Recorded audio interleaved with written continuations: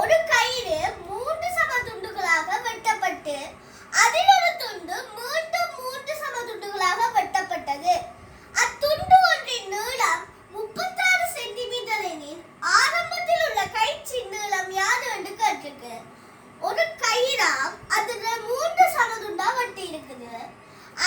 அதுல ஒரு துண்டு திருப்பி 3 சம துண்டா வெட்டப்பட்டிருக்கு.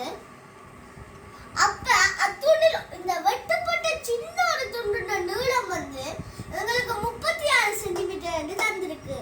இப்ப ஆரம்பத்தில் உள்ள கயிற்றின் நீளம் கேட்டிருக்கு.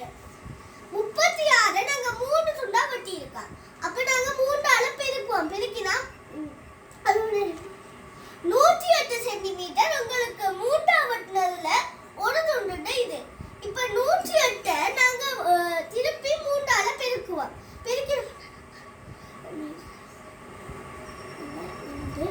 3.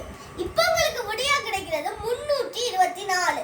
அப்ப இந்த கயிற்று நீளம் 324 சென்டிமீட்டர்.